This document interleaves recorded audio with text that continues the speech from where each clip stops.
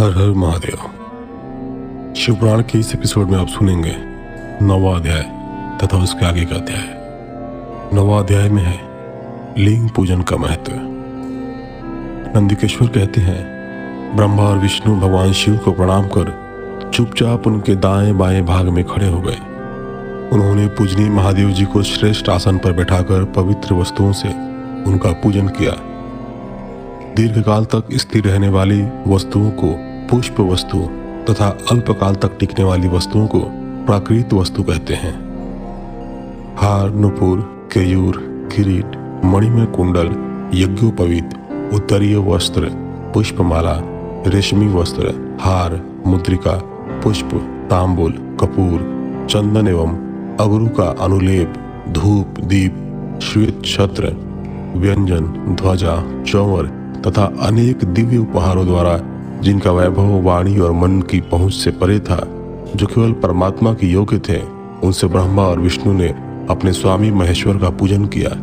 इससे प्रसन्न होकर भगवान शिव ने दोनों देवताओं से मुस्कुराकर कहा, पुत्रों, आज तुम्हारे द्वारा की गई पूजा से मैं बहुत प्रसन्न हूँ। इसी कारण यह दिन परम पवित्र और महान होगा। यह तिथि शिवरात्रि के नाम से प्रसिद्ध होगी और मुझे परम प्रिय होगी। इस दिन जो मनुष्य मेरे लिंग अर्थात निराकार रूप की या मेरी मूर्ति अर्थात साकार रूप की दिन रात निराहार रहकर अपनी शक्ति के अनुसार निश्चल भाव से यथोचित पूजा करेंगे, वह मेरा परम प्रिय भक्त होगा। पूरे वर्ष भर निरंतर मेरी पूजा करने पर जो फल मिलता है, वह फल शिवरात्रि को मेरा पूजन करके मनुष्य तत्काल प्राप्त कर लेता है। जिससे पूर्ण चंद्रमा का उदय समुद्र की वृद्धि का अवसर है, उसी प्रकार शिवरात्रि की तिथि मेरे धर्म की वृद्धि का समय है। इस तिथि को मेरी स्थापना का मंगलमय उत्सव होना चाहिए। मैं मार्गशीर्ष मास में आद्रा नक्षत्र से युक्त पूर्णमासी या प्रतिपदा को ज्योतिर्मय स्तंभ के रूप में प्रकट हुआ था। इस दिन जो भी मनुष्य पार्वती सहित मेरा दर्शन करता है अथवा मेरी मूर्ति या लिंग की झांकी निकालता है, वह मेरे लिए कार्तिकेय से भी अधिक प्रिय है। इस शुभ दिन मेरे दर्शन मात्र से पूरा फल प्राप्त होता है। यदि दर्शन के साथ मेरा पूजन भी किया जाए तो इतना अधिक फल प्राप्त होता है कि वाणी द्वारा उसका वर्णन नहीं किया जा सकता। लिंग रूप में प्रकट होकर मैं बहुत बड़ा हो गया था, अतः लिंग के कारण यह भूतल लिंग स्थान के नाम से प्रसिद्ध हुआ। जगत के लोग इसका दर्शन और पूजन कर सकें, इसके लिए यह अनादि और अनंत ज्योति स्तंभ अथवा ज्योतिर्मय लिंग अत्यंत छोटा हो गया। यह लिंग सब प्रकार के भोग सुलभ कराने वाला तथा भोग और मोक्ष का एकमात्र साधन है।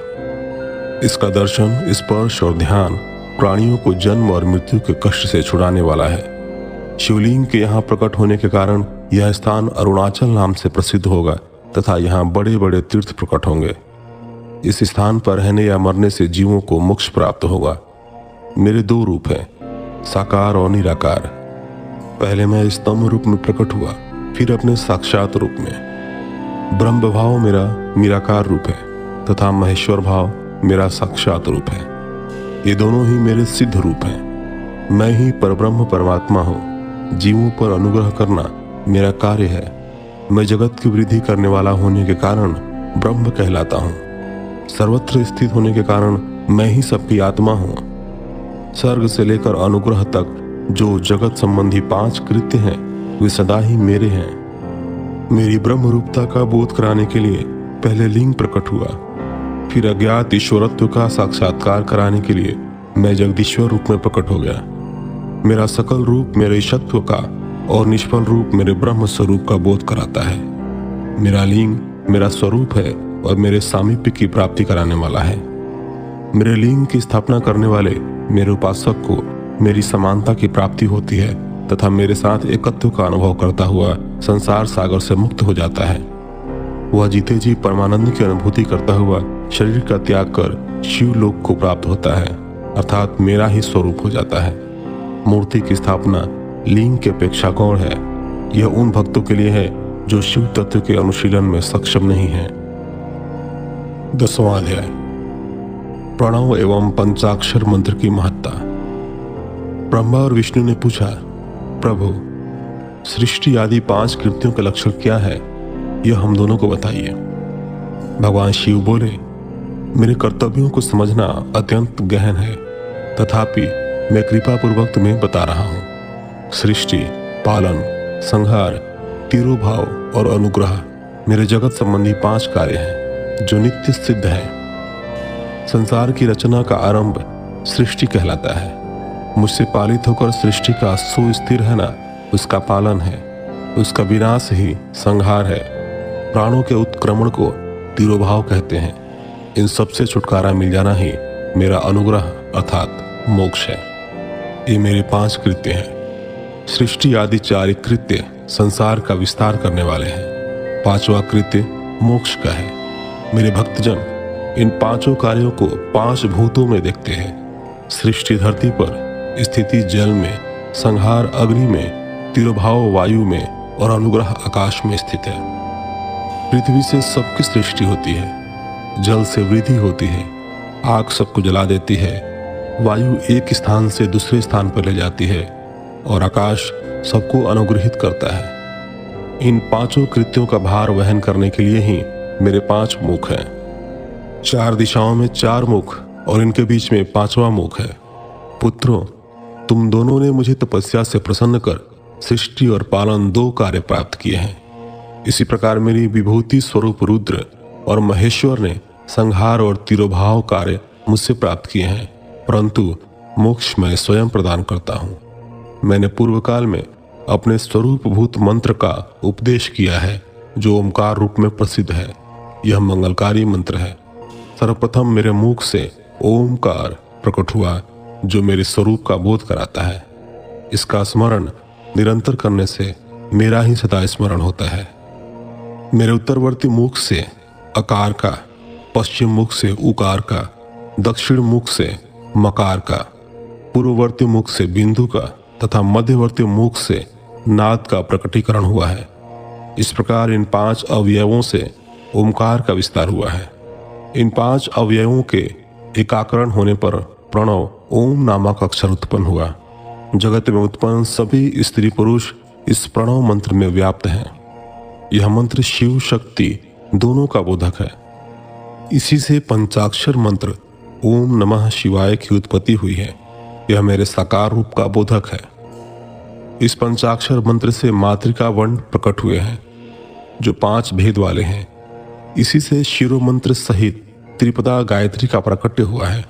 इस गायत्री से संपूर्ण वेद प्रकट हुए हैं और उन वेदों से करोड़ों मंत्र निकले हैं।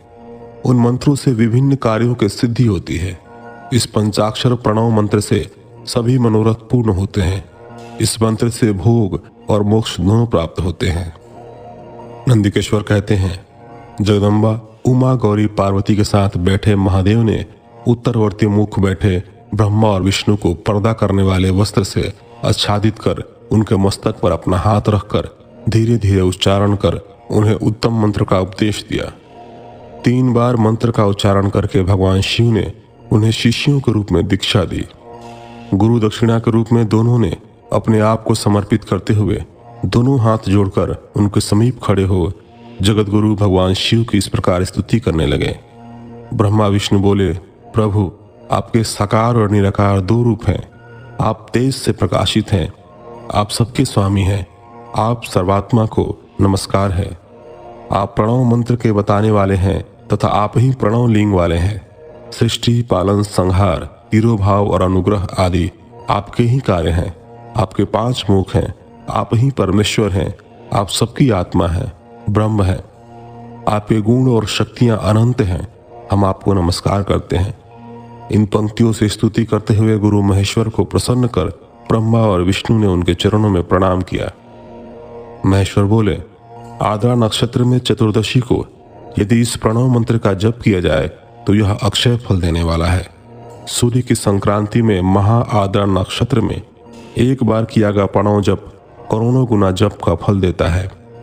मृगशिरा नक्षत्र का अंतिम भाग तथा पुनर्वसु का शुरू का भाग पूजा, होम और तर्पण के लिए सदा आद्रा के ही समान है।